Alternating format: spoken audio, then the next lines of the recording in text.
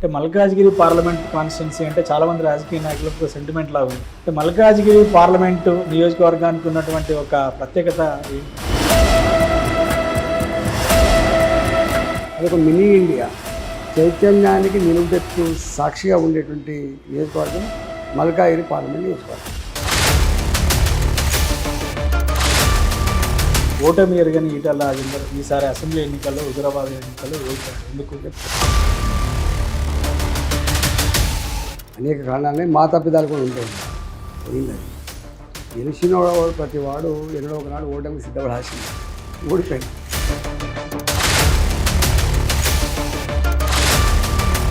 రాష్ట్రంలో కాంగ్రెస్ పార్టీ అధికారంలో ఉంది, ప్రధాన ప్రతిపక్షం బీఆర్ఎస్ పార్టీ. బీజేపీకి ఎందుకు వేయాలని అంటున్నారు. బీఆర్ఎస్ పార్టీ కూడా అది మురికి వేసినట్టు కదా. ఇక్కడ అధికారం లేదు, నా అక్కడ అధికారం లేదు. కాంగ్రెస్ పార్టీ ఇంకా 20 సంవత్సరాలైనా కూడా ఆ పార్టీ మళ్ళీ దేశాన్ని పాలించే ఆస్కారం ఉంది.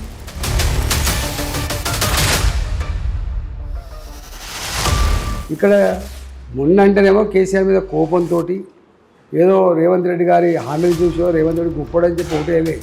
కేసీఆర్ మీద ఉన్న కోపంతో కసితో ఇలా ఓట్లు ఎత్తే ఇది అధికారం వచ్చింది.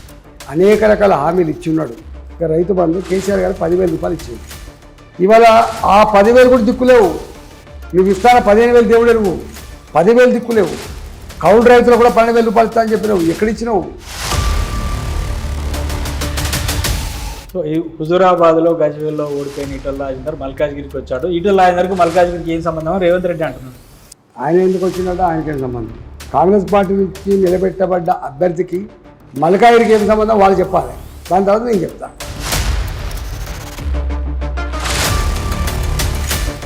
రేవంత్ రెడ్డి ప్రతిపక్షంలో ఉన్నప్పుడు ఒక మాట అన్నాడు, ఒక పార్టీ గుర్తు మీద గెలిచి దానికి రాజీనామా చేయకుండా ఇంకో పార్టీలో చేరితే వాళ్ళను శిక్షించాలి, వాళ్ళ ఇంటి ముందు చావు డబ్బు కొట్టాలి, ఇట్లా రకరకాల కామెంట్స్ కూడా చేశాడు. వారి మాటలు చెప్పాలంటే ఇప్పుడు మీరు చెప్పినట్టుగా అసలు నాకు ఆ మాట చెప్పడానికి కూడా ఇష్టం లేదు. పిచ్చి కుక్కల లెక్క తరిమిపోవటాలని చెప్పాడు. పిచ్చి కుక్కల లెక్క తరిమిపోవటాలని చెప్పాడు. మరి ఇప్పుడు ఆయన ఎట్లా తీసుకెళ్ళండి దాని నాగేందర్ కానీ?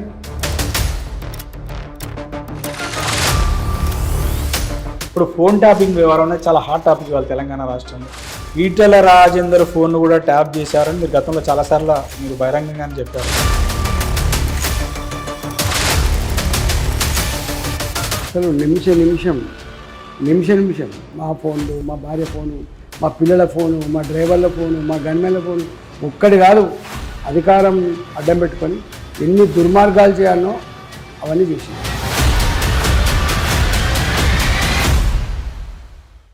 సీనియర్ రాజకీయ నాయకుడు, మాజీ మంత్రి, మల్కాజ్గిరి భారతీయ జనతా పార్టీ పార్లమెంట్ అభ్యర్థి ఈటల రాజేందర్ గారు మనతో ఉన్నారు. ఈ పార్లమెంట్ ఎన్నికల్లో బీజేపీ మరి ఏ వ్యూహంతో వెళ్తుందో ఒకసారి వారితో మాట్లాడారు. ఈటల రాజేందర్ గారు నమస్తే. హుజూరాబాద్ నుంచి గజ్వేల్ నుంచి మల్కాజ్గిరికి వచ్చారు ఈటల రాజేందర్. ఎట్లా చూడవచ్చు ఈ రాజకీయ ప్రయాణాన్ని? తెలంగాణ అంతా ఉంటానండి. నాలాంటి వానికి ఒక కాన్స్టిట్యున్సీ, ఒక జిల్లా ఉంటుందా? అన్ని జిల్లాలలో అన్ని ప్రాంతాల్లో ఉండే వ్యక్తి నేను. నన్ను గుర్తుపట్టని మనిషి ఉండడు, నేను తెలియని గ్రామం ఉండదు. కాబట్టి ఇవాళ మల్కాజ్గిరిలో మా పార్టీ ఆదేశించింది కాబట్టి నేను పోటీలో ఉన్నా. రేపు బ్రహ్మాండమైన మెజార్టీతో ఆ పార్లమెంటు భారతీయ జనతా పార్టీ గెలవబోతుంది. అంటే మల్కాజ్గిరి పార్లమెంట్ కాన్స్టిట్యున్సీ అంటే చాలామంది రాజకీయ నాయకులకు సెంటిమెంట్ లాగా ఉంది. అంటే గతంలో సర్వ సత్యనారాయణ కావచ్చు, తర్వాత మల్లారెడ్డి కావచ్చు, అంతకుముందు రేవంత్ రెడ్డి కావచ్చు, ఇప్పుడు ఈటల రాజేందర్ కూడా. అంటే మల్కాజ్గిరి పార్లమెంటు నియోజకవర్గానికి ఉన్నటువంటి ఒక ప్రత్యేకత ఏంటి? నాకేం తెలియదు, కానీ ఒకటి మాత్రం సత్యం. ఈ మొత్తం దేశంలో అత్యధిక ఓట్లున్న పార్లమెంటు మల్కాజ్గిరి. దాదాపు 2 పార్లమెంటు స్థానాలలో ఎన్ని ఓట్లు ఉంటాయో అన్ని ఓట్లు ఉంటాయి. రెండవ ప్రత్యేకత ఏంటంటే అదొక మినీ ఇండియా. అన్ని రాష్ట్రాల ప్రజలు, తెలంగాణ నుంచి అన్ని జిల్లాల ప్రజలు కూడా ఆ ప్రాంతంలో నివసించేటువంటి ప్రాంతం. మూడవది అతి ముఖ్యమైనది ఏంటంటే ఇవాళ రిటైర్డ్ ఉద్యోగులు కావచ్చు, ఎక్స్ సర్వీస్ మెన్లు కావచ్చు, కేంద్ర ప్రభుత్వ రిటైర్డ్ ఉద్యోగులు కావచ్చు, లేదా ఉద్యోగులు కావచ్చు, యువత కావచ్చు, అత్యధికంగా ఉండేటువంటి ప్రాంతం కూడా ఆ ప్రాంతం. ఒక మాటలో చెప్పాలంటే చైతన్యానికి నిలువెత్తు సాక్షిగా ఉండేటువంటి నియోజకవర్గం మల్కాజ్గిరి పార్లమెంట్ నియోజకవర్గం. హుజూరాబాద్ అసెంబ్లీ నియోజకవర్గంలో సరే అంతకుముందు అది వేరే పేరుతో ఉండే అనుకోండి, ఓటమి ఎరగని ఈటల రాజేందర్ ఈసారి అసెంబ్లీ ఎన్నికల్లో హుజురాబాద్ ఎన్నికల్లో ఓడిపోయాడు. ఎందుకు? పోయింది అది అనేక కారణాలనే దానికి అనేక కారణాలనే మా తప్పిదాలు కూడా ఉంటాయి అలా పోయింది అది. అదే అంటే ఓటమి ఎరగని ఈటల రాజేందర్ ఎందుకు ఈ అసెంబ్లీ ఎన్నికల్లో ఓడిపోయాడు? గెలిచిన ప్రతి వాడు ఎన్నడో ఒకనాడు ఓటమికి సిద్ధపడాల్సిందే. ఓడిపోయినా దానికి ఏం చెప్తుంది? అంటే 2 అసెంబ్లీ నియోజకవర్గాల్లో ఓడిపోయిన ఈటల రాజేందర్ మరి 7 అసెంబ్లీ నియోజకవర్గాల్లో పార్లమెంట్ నియోజకవర్గంలో గెలుస్తాడా ఎంపీగా? తెలుస్తుంది, రేపు ముందు ముందు తెలుస్తుంది ఏమైంది అనేది ముందు తెలవాల్సిందే కదా. అంటే ఈ ఎన్నికలలో ప్రధానంగా భారతీయ జనతా పార్టీ నినాదం ఏంటంటే బీజేపీకి ప్రజలు ఓటు వేయాలంటే మీరు అసలు మీ నినాదం ఏంటి? మా నినాదం ఏంటి?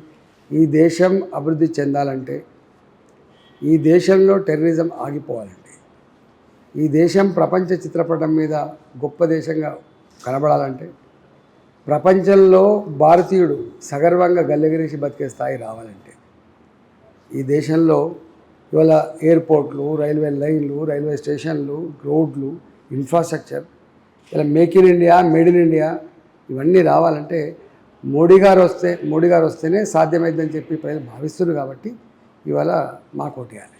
ఇప్పుడు రాష్ట్రంలో కాంగ్రెస్ పార్టీ అధికారంలో ఉంది, ప్రధాన ప్రతిపక్షం బీఆర్ఎస్ పార్టీ. బీజేపీకి ఎందుకు వేయాలని అంటున్నారు? అసలు బీఆర్ఎస్కి ఎందుకు వేయాలి, కాంగ్రెస్కి ఎందుకు వేయాలి? భారతీయ జనతా పార్టీ కోటేస్తేనేమో మోడీ గారు అక్కడ ప్రధానమంత్రి అవుతాడు. ఈ దేశం మరో 5 సంవత్సరాల కాలం పాటు సుభిక్షంగా సురక్షితంగా ఉండే ఆస్కారం ఉంటుంది. కానీ బీఆర్ఎస్ పార్టీ కొట్టేస్తే అది మురికి లేచినట్టు కదా. ఇక్కడ అధికారం లేదు, అక్కడ అధికారం లేదు. కాంగ్రెస్ పార్టీ ఇంకా 20 సంవత్సరాలైనా కూడా ఆ పార్టీ మళ్ళీ దేశాన్ని పాలించే ఆస్కారం లేదు. రాహుల్ గాంధీ ఇప్పటికే చూస్తున్నాం 10 ఏళ్ళు అయిపోయింది. సొంత అక్కడనే ఆ పార్టీకి అడ్రస్ లేకుండా పోయింది. అక్కడ అడ్రస్ లేకుండా పోతేనే ఈ సౌత్కి వచ్చి కేరళ నుంచి నిలబడి గెలిచిండు. ఇక్కడ మొన్నంటేనేమో కేసీఆర్ మీద కోపంతో ఏదో రేవంత్ రెడ్డి గారి హామీలు చూసో రేవంత్ రెడ్డి గొప్పడని చెప్పి ఓటేయలే. కేసీఆర్ మీద ఉన్న కోపంతో కసితో ఇలా ఓట్లు ఎత్తే ఇది అధికారం వచ్చింది. అనేక రకాల హామీలు ఇచ్చి ఉన్నాడు. మరి హామీలు అమలు చేసే సత్తా ఉందా లేదా అనేది నేను చెప్పాల్సిన సెల్ ఫోన్ కొట్టున్నాడు. ఇప్పటికే ఆర్థిక స్థితి మీద వైట్ పేపర్ పెట్టి ఇలా డొల్లతనం, అప్పుల తెలంగాణ, అడకతిరి తెలంగాణ లాగా ఎక్స్పోజ్ చేసింది వాళ్ళే. కాబట్టి మరి వాళ్ళు ఇచ్చిన హామీలు ఏమో చాలా పెద్దగా ఉన్నాయి, మరి నిధులు లేవు. మరి ఎటు చేస్తారో చూడాల్సినటువంటి అక్కడ ఉంది. అందుకనే వాళ్ళు ఆయన అంటున్నాడు, నాకు 17 సీట్లు గెలిపించిస్తే రాహుల్ గాంధీ ప్రధానమంత్రి చేస్తాడు. ఈ జన్మకు రాహుల్ గాంధీ ప్రధానమంత్రి ప్రసక్తి లేదు. మరి ఎందుకు ఓటేయాలి వాళ్ళకు? దేశంలో 543 సీట్లు, ఇప్పటికి కాంగ్రెస్ పార్టీ కూడా సీట్లు 40 వస్తే 35 వస్తాయా 40 వస్తాయో తెలియదు. ఎన్నడు రావాలి చెప్పండి. వాళ్ళు ఇండియా కూటమి అని చెప్పేది అంటున్నారు. ఆ ఇండియా కూటమి నుంచి అనేక మంది బయటకు వచ్చిండ్రు. ఇవాళ చంద్రబాబు నాయుడు అలా లేరు, ఇవాళ బీహార్లో నితీష్ కుమార్ గారు లేరు. ఇవాళ అనేక పార్టీ స్వతంత్రంగా పోటీ చేస్తున్నాయి. ఇంకొక పార్టీ ఏమో ఆ పార్టీ ఆ లిక్కర్ స్కామ్లో పీకల దాకా కూరుకుపోయిన పార్టీ. ఇక్కడనేమో లిక్కర్ స్కామ్ గురించి మాట్లాడతారు, అక్కడ లిక్కర్ స్కామ్తో ఉన్నట్టు చిట్టాపడేసుకొని తిరుగుతారు. కాంగ్రెస్ పార్టీకి ఒక నీతి లేదు, జాతి లేదు. ఏం చెప్తారు దాని గురించి చెప్పండి. అంటే ఒకప్పుడు 2 పార్లమెంటు స్థానాలను బీజేపీ అలా 303 దాకా వచ్చినప్పుడు 43 పార్లమెంటు స్థానాలను కాంగ్రెస్ రేపు ఎన్నికల అధికారం రాకూడదని ఏముంది? ఇక్కడ ఇష్యూ ఏంటంటే ఆనాడు కాంగ్రెస్ పార్టీ తప్ప ఇంకో పార్టీ లేదు, ఆనాడు లేదు. రెండవది ఏమైంది, వాళ్ళ పరిపాలన చూసిండ్రు, వీళ్ళ భారతీయ జనతా పార్టీ పరిపాలన కూడా చూసిండ్రు. ఈ 2 ప్రభుత్వాల పరిశీలన, ప్రభుత్వాల పథకాలు కావచ్చు, చేస్తున్న పనులు కావచ్చు చూసినప్పుడు నక్కకు నాగలోకానికి ఉన్నంత తేడా ఉంది. అసలు కాంగ్రెస్ పార్టీలో కోల్ స్కామ్లు చూసినాం, బోఫర్ స్కామ్లు చూసినాం, 2G స్కామ్లు చూసినాం, సొంత మంత్రులు జైలు పోయి చూసినాం, ఎంపీలు స్వయంగా జైలు పోయి చూసినాం. ఇక్కడ మోడీ గారి హయాంలో ఎక్కడ ఉందా ఒక స్కామ్ కానీ మంత్రులు జైలు పోయి చరిత్ర ఉందా అండి? ఇవాళ ఎక్కడ ఆనాడు రాష్ట్రపతి అమెరికాకు పోతే బూటిడిపించింది, కోటిడిపించింది. కానీ ఇలా మోడీ గారు అమెరికాకు పోతే వాళ్ళ ప్రెసిడెంట్ ఆఫ్ అమెరికాతో చేతిలో చేసి మాట్లాడగలిగే స్థాయికి వచ్చినాం.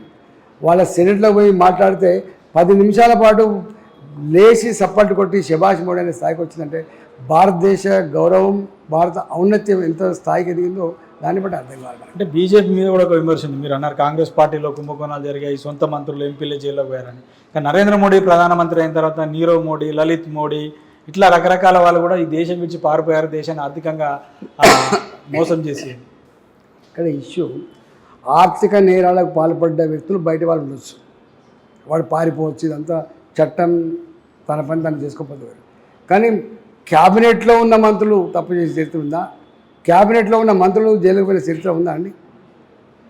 దాని మీద పోలికేమని చెప్పండి. ఇప్పుడు దేశంలో, రాష్ట్రంలో కానీ దేశంలో కానీ ఎప్పుడు ఒక రకమైనటువంటి కుట్రపూరితమైనటువంటి ఆలోచనతో ఎప్పుడు ఎట్లా దోసుకోవాలనేటువంటి ప్లాన్ వేస్తూ ఉంటూనే ఉంటాడు. దాన్ని దొరికినప్పుడు ఎట్లా నిర్వహించాలి, అది ప్రభుత్వాల బాధ్యత. కానీ ప్రభుత్వాలను దొంగలడం అనేది ఇంపార్టెంట్. ఇప్పుడు ముఖ్యమంత్రి రేవంత్ రెడ్డి ఏమంటున్నాడంటే, ఈ 100 రోజుల నా పరిపాలన చూసి ఇప్పుడు జరగబోయే పార్లమెంట్ ఎన్నికల్లో కాంగ్రెస్ పార్టీ కోటేయండి, ఇదే నా రెఫరెండం అని ఆయన అంటున్నాడు. 100 రోజుల్లో ఏం చేసినని మొట్టమొదటిసారిగా 9 సంవత్సరాల తర్వాత మొట్టమొదటిసారిగా ఉత్తర తెలంగాణ పంటలనే కొట్టిండు. క్వాలిటీ కరెంట్ లేకుండా పోయింది, గుర్తుపెట్టుకోండి. ఇవాళ చిన్న చిన్న కాంట్రాక్ట్ చేసినటువంటి కాంట్రాక్టుల బిల్లులు రావట్లేదు. ఇవాళ ఫైనాన్స్ డిపార్ట్మెంట్ పోతే పైరవీలు ఉంటే తప్ప, ముడుపులు చెల్లిస్తే తప్ప, లంచాలు ఇస్తే తప్ప బిల్లులు రాలేదని చెప్పి అంటున్నాడు. ఈ 100 రోజుల నువ్వు ఏం చేసామని చెప్పి 100 రోజుల పరిపాలన రెఫరెండం అంటున్నావు.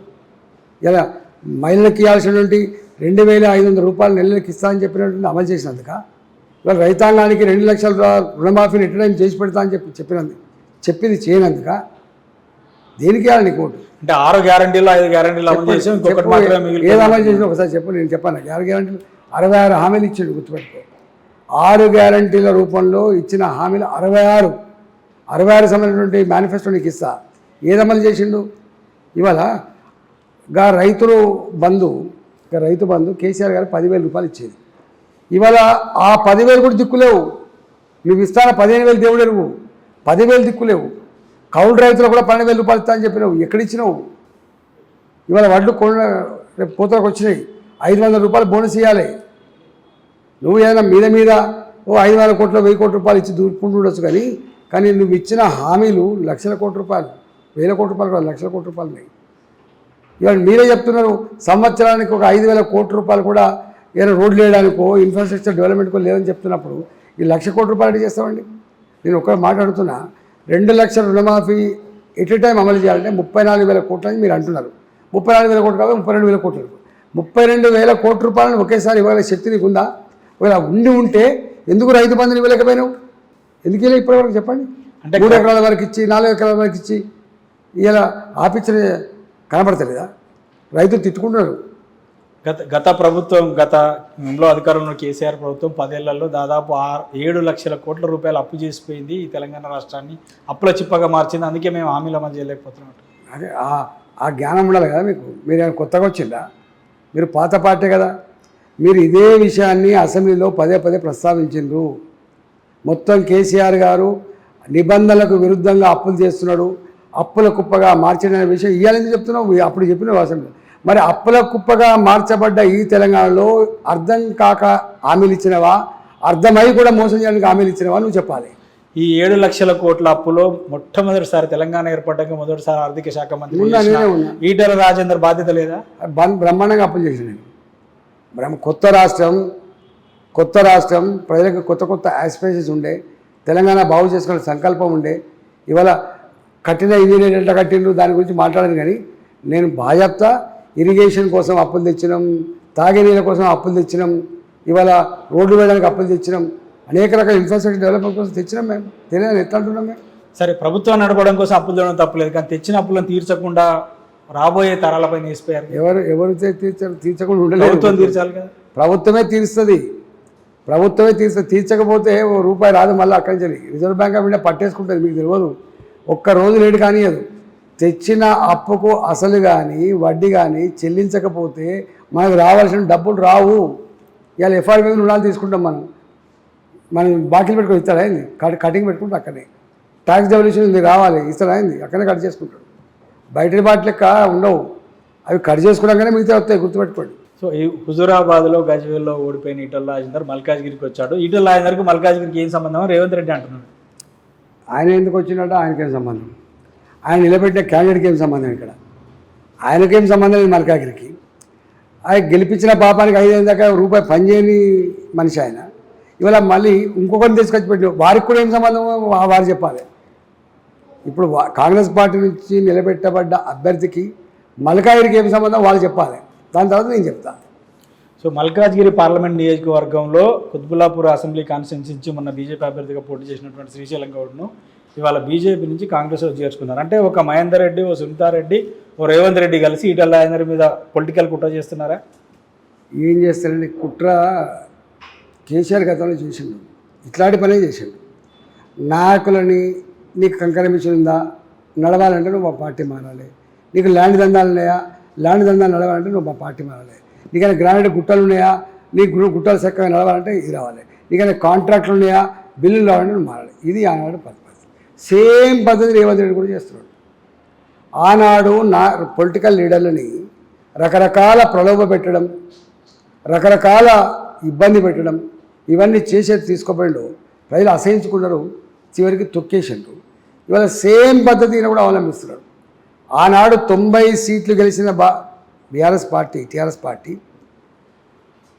యాంటీ డిఫెక్షన్లా ఉన్నప్పటికీ కూడా బరిదెగించి 18 మంది శాసనసభ్యులు ఉంటే 12 మంది తీసుకుపోయినాడు. 12 మంది తీసుకుపోయినాడు. ప్రజలు అన్నారు, అసహించుకున్నారు. నీకు ఏం రోగం, ఏం పుట్టింది మీకు? ప్రజాస్వామ్యాల్లో అధికార పార్టీ కానీ ప్రతిపక్ష పార్టీ కానీ సమానంగా ఉండాలి, ఉంటేనే ప్రజాస్వామ్యం పడవెళ్తుందని చెప్పి భావించిన మనం ఇవాళ ప్రతిపక్షం ఉండొద్దని చెప్పి నువ్వు కుట్ర చేసాం, చివరికి కథమైపోయిన వల్ల. ఇవాళ సేమ్ పద్ధతి మళ్ళీ రేవంత్ రెడ్డి గారు కూడా చేస్తున్నాడు. గదే పద్ధతి. నీకు భూదందాలు ఉన్నాయా, అయితే నువ్వు మా పార్టీలో ఉండు. నీకు గ్రానైట్ గుట్టలు ఉన్నాయా, అయితే మా పార్టీలో ఉండు. నీకు ఇంకేమైనా కంకర మిషన్లు ఉన్నాయా, అయితే మా పార్టీలో ఉండు. ఈ చిల్లర పని ఆనాడు గవాలు చేసి ఇలా వీళ్ళు కూడా చేస్తారు. రేవంత్ రెడ్డి ప్రతిపక్షంలో ఉన్నప్పుడు ఒక మాట అన్నాడు, ఒక పార్టీ గుర్తు మీద గెలిచి దానికి రాజీనామా చేయకుండా ఇంకో పార్టీలో చేరితే వాళ్ళను శిక్షించాలి, వాళ్ళ ఇంటి ముందు చావు డబ్బు కొట్టాలి, ఇట్లా రకరకాల కామెంట్స్ కూడా చేశాడు. ఒక్కటే మూడు గుర్తు చేస్తాను. మీరు చెప్పింది కాబట్టి ఇప్పుడు గుర్తు చేస్తున్నా. ఒక పార్టీలో గెలిచి ఆ పార్టీకి రాజీనామా చేయకుండా యాంటీ డిఫెక్షన్లా ఉండగా కూడా బరిదెగించి మంత్రి పదవి తీసుకున్నారు. తెలుగుదేశం నుంచి వచ్చిన తలసాని శ్రీనివాస్ యాదవ్ గారు తీసుకున్నారు. కాంగ్రెస్ పార్టీ నుంచి వచ్చినటువంటి సబితా ఇంద్రెడ్డి గారు తీసుకున్నారు. వారి మాటలు చెప్పాలంటే ఇప్పుడు మీరు చెప్పినట్టుగా అసలు నాకు ఆ మాట చెప్పడానికి కూడా ఇష్టం లేదు. పిచ్చి కుక్కలు లెక్క తరిమిపోవటాలని చెప్పాడు. పిచ్చి కుక్కలు లెక్క తరిమిపోవటాలని చెప్పాడు. మరి ఇప్పుడు ఆయన ఎట్లా తీసుకుపోయింది దాని నాగేందర్ గారిని? ఆయన ఎట్లా తీసుకుపోతానికి ప్రయత్నం చేస్తున్న 26 మంది ఎమ్మెల్యేలు ఇలా చెప్పండి. రెండో మాట కూడా చెప్పిండు, కడియం శ్రీహరి గారి గురించి ప్రెస్ మీట్లో ఈయన దళితుడు కాదు, ఈయన దళితుడు కాదు, నేను చెప్తాను. ఆయన ప్రెస్ మీట్ పెట్టి చెప్పిండు, దళితుడు కానీ కడియం శ్రీహరి గారి కూతురికి ఎట్లా ఇలా వరంగల్ సీట్ ఇప్పించుకోవడం ఇచ్చినా ఆయన చెప్పాలి. అంటే మాట ఎవరైనా ఈవెన్ అంటే మీరు కేసీఆర్ చూసారు, ఇప్పుడు రేవంత్ రెడ్డి చూస్తున్నారు. చెప్తా. మూడవది, పొన్నాల లక్ష్మి గారు పాపం పార్టీ మారాడు. ఎందుకు మారాడు? ముసల్తనానికి అన్నీ అనుభవించి నీ బతికిందని అనలేదా? ఇట్లే అనలేదా? మరి ఇంకా కేశవరావు గారిని 84 సంవత్సరాల పెద్ద మనిషిని 10 ఏళ్ళు 12 ఏళ్ళు అంటే 2 సార్లు రాజ్యసభ చేసిండు, కూతుర్ని మేరే చేసిండు, కొడుకుని చైర్మన్ చేసిండు. ఎట్లా తీసుకపోతామని మన బట్టి తీసుకుపోయాను చెప్పండి? నీ పార్టీ వదిలిపెట్టిపోయినాడు కదా ఆయన, మరి మీరు ఎట్లా తీసుకుపోయాను చెప్పండి? అంటే నీకో న్యాయం, వాళ్ళకో న్యాయం. నువ్వు చేస్తాను ప్రతిభత ఉంటుంది, వాళ్ళు చేస్తాను అది ఉంటుందా? ఏం అంటే 2 నాలుక ధోరణి కాదు ఇది. ప్రజలు గమనిస్తున్నారు. చెప్పే మాటకు చేసే ఆచరణకి పొంతలు లేని వ్యక్తి కేసీఆర్ అనుకున్నాం. దానికంటే ఎక్కువ పొంతలు లేని వ్యక్తికి ఇలా రేవంత్ రెడ్డి నిలబడ్డాడు. ఎస్, నేను అదే పాయింట్కి వస్తున్నాను. అంటే మీరు అధికారం రాకముందు కేసీఆర్ చూశారు, అధికారం వచ్చిన తర్వాత కేసీఆర్ చూశారు. అధికారం రాకముందు రేవంత్ రెడ్డిని చూశారు, అధికారం వచ్చిన తర్వాత రేవంత్ రెడ్డి చూశారు. అంటే వీళ్ళు అధికారంలో లేనప్పుడు ఒక రకంగా మాట్లాడతారు, అధికారం రాగానే ఇంకొక రకం మాట్లాడుతున్నారు, వ్యవహరిస్తున్నారు. అంటే కారణం ఏంటి? ఇక్కడ లోపం మనుషులలో ఉందా, లేదా అధికారం అనేటువంటి ఒక కుర్చీలో ఉందా? అధికారం అనేది కళ్ళు వెతికెక్కితే అప్పుడు ప్రజలు కనపడరు, ధర్మం కనపడదు, ప్రజాస్వామ్యం కనపడదు, మంచి సలహాలు ఇచ్చే నాయకులు కనపడరు. అధికారం పట్ల కమ్మేస్తుంది. మీరు ఇప్పటిదాకా అన్నారు కాంగ్రెస్ వాళ్ళని చేర్చుకున్నప్పుడు, అప్పుడు కాంగ్రెస్ వాళ్ళని చేర్చుకున్నప్పుడు మరి మీరు కూడా బీఆర్ఎస్లో ఉన్నారు, అప్పుడు దాన్ని వ్యతిరేకించలేదా మీలాంటి వాళ్ళు? ఎందుకైతే వ్యతిరేకించినాం మేము. 90 సీట్లు ఉన్నాక మనకెందుకండి వాళ్ళే అని చెప్పి మేమన్నామండి. మేము చాలా వాటిని వ్యతిరేకించాం. నాట్ ఓన్లీ దిస్ వ్యతిరేకించడం కాబట్టి ఎల్లగొట్టబడ్డాం కాబట్టి ఇన్ని కష్టాలు వచ్చినాయి తప్ప. సో ఇప్పుడు మీరు అన్నారు కాబట్టి ఎల్లగొట్టబడ్డారు అన్నారు కదా, ఎక్కడ కేసీఆర్కు ఈటల రాజేందర్కి ఎక్కడ చెడింది? అనేకం ఉన్నాయి. ఒకటి చెప్తే గంట చెప్పాల్సి వస్తుంది. అంటే ఎందుకు ఈ ఒక్క ఈటల రాజేందర్ మీద కేసీఆర్ అంతా పెంచుకున్నాడు? ఆ ఒక్కరి మీద చాలామంది పెట్టిండు, కాబట్టి వెళ్ళి వచ్చింది, నన్ను ఎల్లగొట్టాడు. సో టీఆర్ఎస్ నుంచి బయటపడ్డ తర్వాత ఈటల రాజేందర్ రాజకీయంగా చాలా రకాలైనటువంటి ఒత్తిళ్లను, ప్రెజర్స్లను, రకరకాల వాటిని ఎదుర్కొన్నాడు. ఈటల రాజేందర్ టీఆర్ఎస్ పార్టీ నుంచి బయటకు వచ్చి బీజేపీలో చేరిన తర్వాత పొలిటికల్గా కొంత రిలాక్స్ అయ్యిందా? ఎప్పుడు రాజకీయాలు అవడం అనేది ఉండదు. అంటే ఆ ఒత్తిడి నుంచి కొంత బయటపడ్డా. ఎప్పుడు ఇది ముళ్ళబాటనే. రాజకీయం అనేది ఎప్పుడు పూలబాట కాదు, ముళ్ళబాటనే. ఎప్పుడు ఎక్కడ దేంట్లో అయినా కొన్ని కష్టాలు ఉంటూనే ఉంటాయి మనకి. సో ఇప్పుడు భారతీయ జనతా పార్టీలో కూడా ఈటల రాజేందర్కు ఇంకొంతమంది సీనియర్ నాయకులకు మధ్య సఖ్యత లేదు అనే ఒక విమర్శ బయట అంతా పడిన వాళ్ళు గిట్టని వాళ్ళు మాట్లాడుతున్న మాట. సో అంటే ఇప్పుడున్న పరిస్థితుల్లో బీఆర్ఎస్ కేసీఆర్ ఏం చేశాడో రేవంత్ రెడ్డి అదే చేస్తున్నాడు. బీఆర్ఎస్లో ఉద్యమ సమయంలో బీఆర్ఎస్ను టీఆర్ఎస్ను కేసీఆర్ను తెలంగాణ ఉద్యమాన్ని మీలాంటి వాళ్ళని వ్యతిరేకించిన వాళ్ళంతా అధికారంలోకి వచ్చిన తర్వాత వచ్చారు. అధికారం పోయి 100 రోజులు కూడా కాలే, మళ్ళీ అందరూ ఒక్కరొక్కరికి వెళ్ళిపోతున్నారు. సో దీని మీద మీరేమంటారు? ఇప్పుడు కేసీఆర్ దగ్గరికి వచ్చింది అధికార కాంక్షతో వచ్చిండ్రు, సొంత ప్రయోజనం కోసం వచ్చిండ్రు. ఇవాళ మళ్ళీ సొంత ప్రయోజనాల కోసం అధికారం లేకపోతే బతకలేరు కాబట్టి మళ్ళీ రేవంత్ వెళ్ళిపోతారు. మళ్ళీ ఈయన దగ్గర నుంచి వెళ్ళి పవర్ పోతే మళ్ళీ వాళ్ళు వేరే దగ్గర పోతుంది తప్ప ఈయన తోడు ఖచ్చితంగా ఉండేటువంటి ఆస్కారం లేదు. ఈ బెల్లం ఉన్న కాడ ఈగల మించుదాన్ని చూసినవా. ఇవాళ రేపు ఎక్కువ మంది రాజకీయ నాయకులు ఎక్కడ అధికారం ఉందో గక్కడనే మూగేటువంటి పరిస్థితి తెచ్చిపెట్టింది కాబట్టి జరుగుతుంది. రేపు ఎట్లా వచ్చిందో మళ్ళీ గట్టినే పోతారు. ఇప్పుడు ఫోన్ ట్యాపింగ్ వ్యవహారం అనేది చాలా హాట్ టాపిక్ ఇవాళ తెలంగాణ రాష్ట్రంలో. ఈటల రాజేందర్ ఫోన్ను కూడా ట్యాప్ చేశారని మీరు గతంలో చాలాసార్లు మీరు బహిరంగంగానే చెప్పారు. మునుగోడు ఎన్నికల సందర్భంలో మీ డ్రైవర్ అని చెప్పబడుతున్న, అవునో కాదో తెలియదు, మీ డ్రైవర్ అని చెప్పబడుతున్న వ్యక్తి దగ్గర కూడా కొంత డబ్బు పట్టుకున్నారు. అది కేవలం ఫోన్ ట్యాపింగ్ వల్లనే జరిగింది. అసలు నిమిషం మేమేం మాట్లాడుకుంటున్నామో కూడా ఓ మిషన్ తెచ్చి కార్లో పెట్టుకొని అలా కూర్చుంటే రికార్డ్ చేస్తుంది. ఒక గంట చేసిండు. మా ఫోన్లు, మా భార్య ఫోను, మా పిల్లల ఫోను, మా డ్రైవర్ల ఫోను, మా గన్మెన్ల ఫోను, ఒక్కటి కాదు. అంటే నిమిషం అన్ని సమాచారాలు ఇట్లాంటి దొంగ సమాచారాలతో సేకరించుకొని ఎట్లా దెబ్బ కొడుతున్నాయి కదా అట్లా అయింది. లేకపోతే ఎక్కడ నిజంగా కనుక ఎన్నికలు జరిగి ఉంటే నా హుజురాబాద్, నా దుబ్బాక ఓడిపోదు, నా మునుగోడు ఓడిపోదు, నా హుజురాబాద్ కూడా ఓడిపోదు. అధికారం అడ్డం పెట్టుకొని ఎన్ని దుర్మార్గాలు చేయాలనో అవన్నీ చేసేవారు. సో కేసీఆర్ ఫోన్ ట్యాపింగ్ల ద్వారా నాయకులు ఏం చేస్తున్నారో లేకపోతే తన ప్రత్యర్థులు ఏం చేస్తున్నారో తెలుసుకోగలిగింది, కానీ తెలంగాణ ప్రజలు ఏమనుకుంటున్నారో తెలుసుకోలేకపోయాడా? ఇట్లాంటి నియంతృత్వ ధోరణి ఉన్న వాళ్ళకు ప్రజలు ఏమనుకుంటూ తెలియదు. అంటే ప్రజలు కూడా భయపడతారు. దుష్టులకు దూరంగా ఉండాలను అనుకుంటారు. ఇక దుష్టులకు దూరంగా ఉండవలను ఉంటారు. వాళ్ళు అవసరం వచ్చినప్పుడు ఆవిష్కరిస్తారు. ఇప్పటికైనా కేసీఆర్ కనీసం ఆత్మపరిశీలన చేసుకుంటాడు అనుకుంటున్నారా? తాను 10 ఏళ్ళ అధికారంలో ఉన్న సమయంలో చేసిన పొరపాట్లను ఒకసారి సమీక్షించుకుంటాడు అనుకుంటున్నారా? వాళ్ళు ఆత్మపరిశీలన చేసుకుంటారని చెప్పి మాత్రం అనుకోవట్లేదు.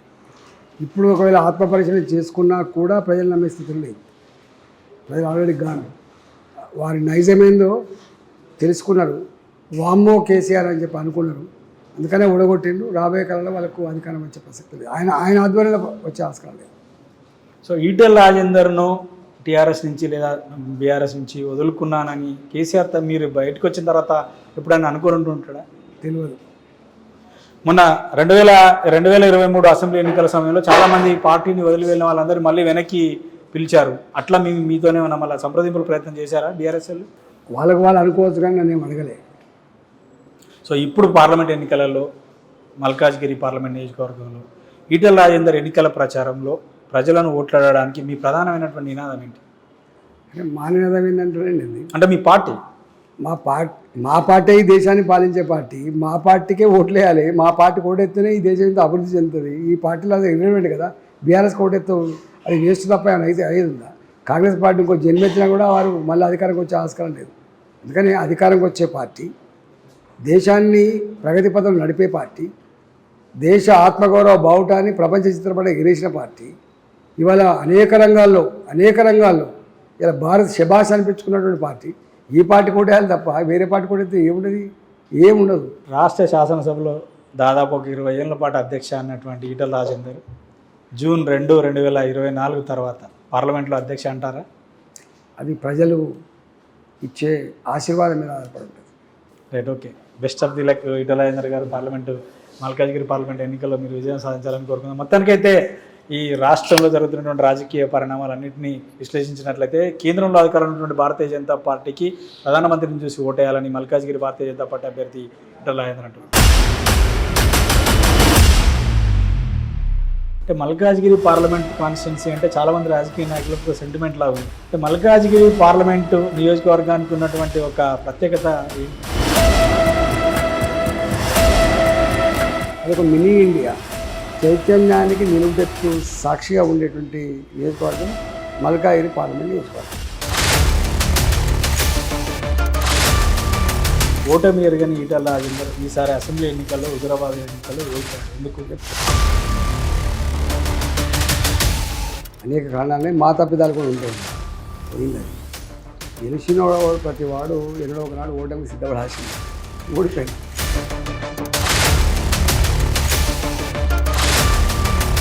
రాష్ట్రంలో కాంగ్రెస్ పార్టీ అధికారంలో ఉంది, ప్రధాన ప్రతిపక్షం బీఆర్ఎస్ పార్టీ. బీజేపీకి ఎందుకు వేయాలని అంటున్నారు. బీఆర్ఎస్ పార్టీ కూడా అది మురికి గుంట వేసినట్టు కదా.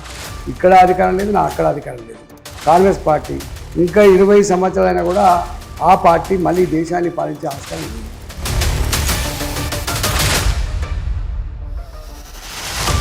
ఇక్కడ మొన్నంటేనేమో కేసీఆర్ మీద కోపంతో ఏదో రేవంత్ రెడ్డి గారి హామీలు చూసో రేవంత్ రెడ్డి గొప్పడని చెప్పి ఓటేయలే. కేసీఆర్ మీద ఉన్న కోపంతో కసితో ఇలా ఓట్లు ఎత్తే ఇది అధికారం వచ్చింది. అనేక రకాల హామీలు ఇచ్చి ఉన్నాడు. ఇక రైతు బంధు కేసీఆర్ గారు 10,000 రూపాయలు ఇచ్చింది. ఇవాళ ఆ 10,000 కూడా దిక్కులేవు. నువ్వు ఇస్తాన 15,000 దేవుడే, నువ్వు 10,000 దిక్కులేవు. కౌలు రైతులు కూడా 12,000 రూపాయలు ఇస్తా అని చెప్పినావు. ఎక్కడిచ్చినావు?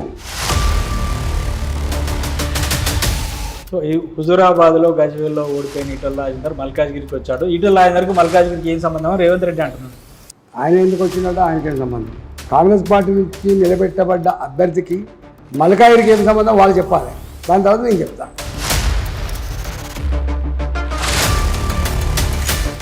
రేవంత్ రెడ్డి ప్రతిపక్షంలో ఉన్నప్పుడు ఒక మాట అన్నాడు, ఒక పార్టీ గుర్తు మీద గెలిచి దానికి రాజీనామా చేయకుండా ఇంకో పార్టీలో చేరితే వాళ్ళను శిక్షించాలి, వాళ్ళ ఇంటి ముందు చావు డబ్బు కొట్టాలి, ఇట్లా రకరకాల కామెంట్స్ కూడా చేశాడు. వారి మాటలు చెప్పాలంటే ఇప్పుడు మీరు చెప్పినట్టుగా అసలు నాకు ఆ మాట చెప్పడానికి కూడా ఇష్టం లేదు.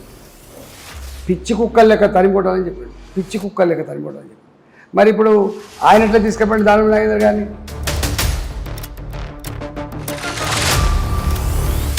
ఇప్పుడు ఫోన్ ట్యాపింగ్ వ్యవహారం అనేది చాలా హాట్ టాపిక్ ఇవాళ తెలంగాణ రాష్ట్రంలో. ఈటల రాజేందర్ ఫోన్ కూడా ట్యాప్ చేశారని మీరు గతంలో చాలాసార్లు మీరు బహిరంగంగానే చెప్పారు. అసలు నిమిషం మా ఫోన్లు, మా భార్య ఫోను, మా పిల్లల ఫోను, మా డ్రైవర్ల ఫోను, మా గన్మెన్ల ఫోను ఒక్కటి కాదు, అధికారం అడ్డం పెట్టుకొని ఎన్ని దుర్మార్గాలు చేయాలనో అవన్నీ చేసింది.